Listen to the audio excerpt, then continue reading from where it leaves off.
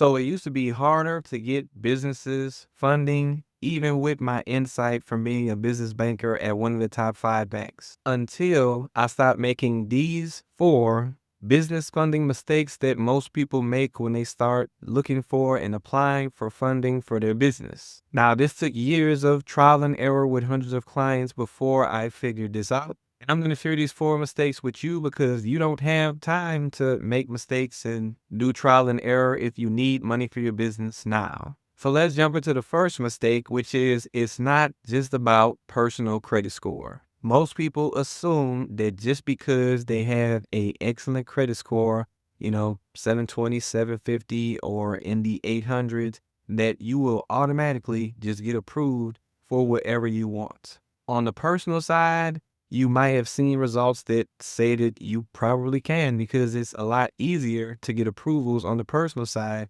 versus the business side. But it didn't take too long until I started seeing clients with like 800 credit scores, 780 credit scores, still getting denied for business funding where I had seen other people get approved. Now, the reason for this is because there are several different factors that they are looking at when they're trying to do business lending to give you funding for your business. And what's even more important than the score is your credit profile. So these are the different items that are on your credit report. And some people can have a high score and still have some things on their credit report that could cause them to get denied or to get lower limits. And it could also be some things that are missing from your credit profile that could cause you to, again, get denied or get lower limits. Now, I broke down a client's credit profile. They got approved for one business credit card with 75K on it outside of the other cards that he got. And if you want to see an example of what a good personal credit profile looks like for the purposes of getting business funding, go ahead and check out this video. Now, another layer that also adds into the importance of this outside of the profile is going to be the NAICS code, also known as the NAICS code. This is something that you're going to have to put on different business credit applications when you're applying.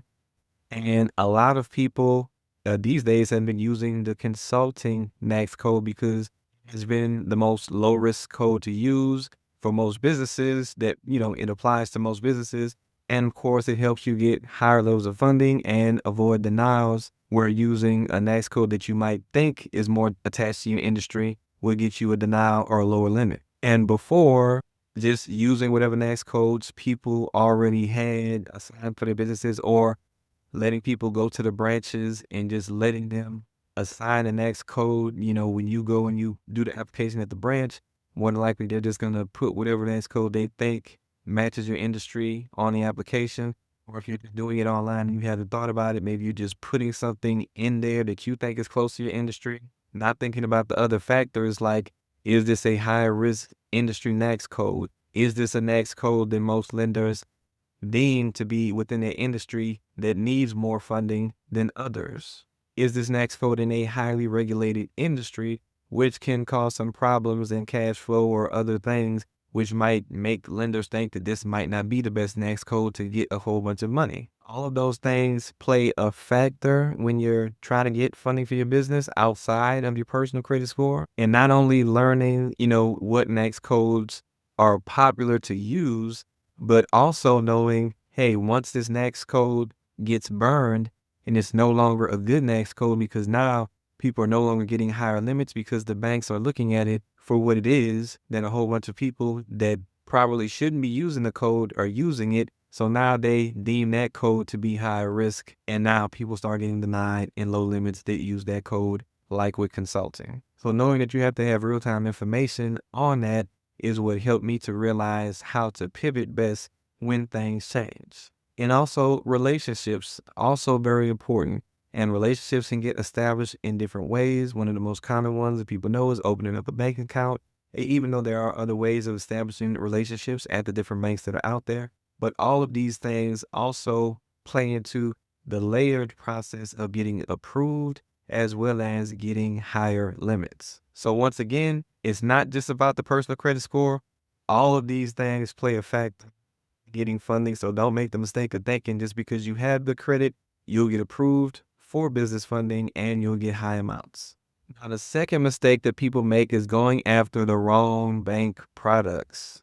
Almost everybody, as soon as they start to look for funding for their business, they're always looking for a loan. While a loan might make sense in some instances, in most of you guys that are just getting started in business, it does not make sense as the best product for you to first apply for when you're trying to get funding. And even some of you guys that are seasoned in business with a few years under your belt, you probably could still benefit from not getting a loan either. The reasons why are because the loans, as soon as you get the lump sum of money, basically you have to start paying it back like the next month or so. So whether or not you have already started to see a profit from using this, you already came back money. And maybe you don't even have what you need yet. Maybe it's going to take some time to secure what you need. Maybe it's going to take some time to figure out what you need. And now you already have a payment due and you have this money.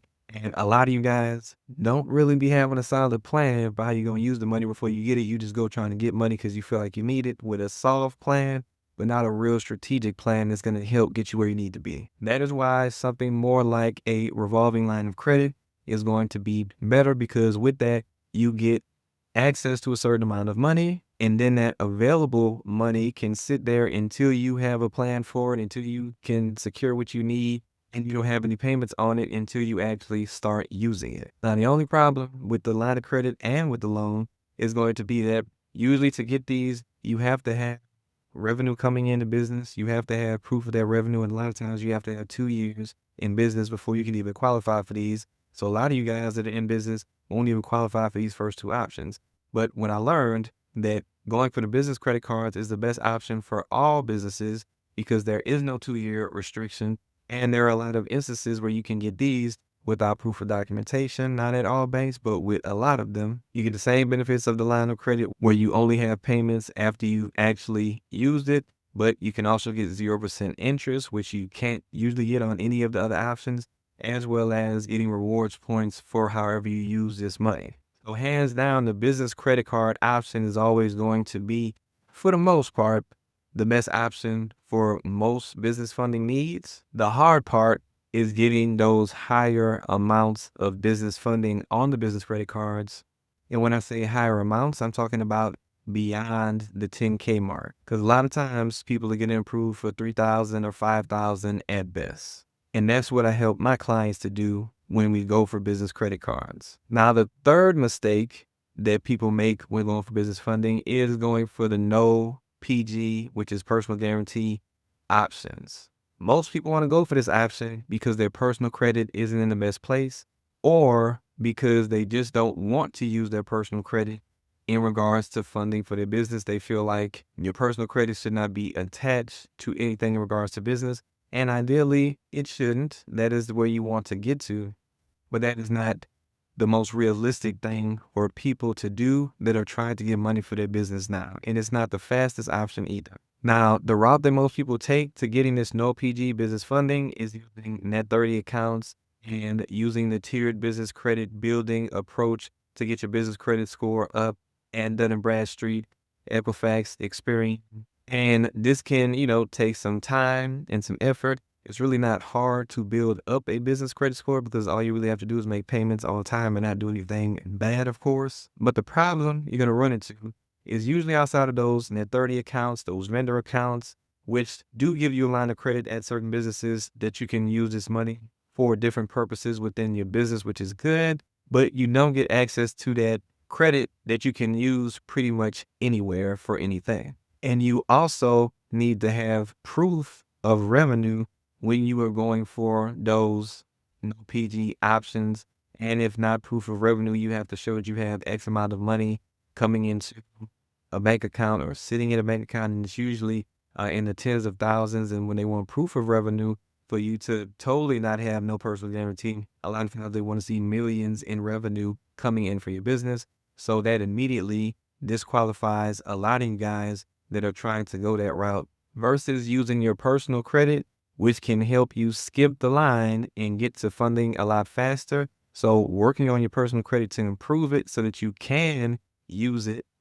And then even when you do the PG options, they're just checking your personal credit for you to co-sign for the business. It actually, if you go to the right places, does not show up on your personal credit report at all. So it still only reports to the business credit, and it's helping you build your business credit profile anyway, without going through the net 30s and vendor accounts in the tiered strategy. Now, I mentioned you needing to have proof of revenue to go this route, and that brings me to the fourth mistake that most people make, and that is not projecting your revenue when you're applying for business credit. Now, of course, especially for you guys that are newer in business, or maybe you filed your LLC and you haven't started operations yet, usually you guys are putting $0 for your revenue on these business credit applications. Now, before I get into that, I know that part, doing the whole application, can be complicated, as well as the entire process of applying for business funding for your business. It can be frustrating too, because of making missteps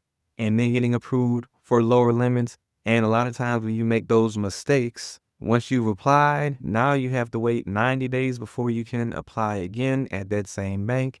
You needed the money yesterday. Now 90 days is a long time to go without being able to apply again. And then it's a matter of, what's the next bank that you go to? What are you supposed to do at this next bank to get higher amounts of money? What banks are currently giving out the most money and are not? Those are the things that I help business owners figure out with a structured plan, so that we can quickly go and get the money that they need, any amounts of 50,000 or higher, and sometimes as quickly as 14 days. So if you don't want to go through the hassle of trying to figure out all of this stuff, book a business funding strategy session with me down below, so I can help you come up with the best plan to get money for your business, so you can pay for the employees, the equipment that you need to grow your business today, so you can quit your job or start making the amount of money that you want to make to spend time with your family. And also, if you're getting value from the video so far, make sure you hit the thumbs up so you too can notice the video. Now, back to this putting 0 on the application for revenue for your business. On those business credit applications, they do allow you to project your revenue.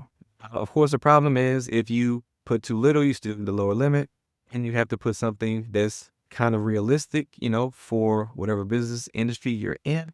And also, if you put too much, it can trigger the request for documents, whereas if you don't put too much, more than likely you won't be requested to submit things like bank statements, tax returns, and the like. And I think it will benefit you to see a breakdown of how to best project business revenue for your business when filling out a business credit application. And if you want to see that, you can check that out in this next video right here, or you can check out this video which YouTube thinks you might like. And I'll see you in the next video.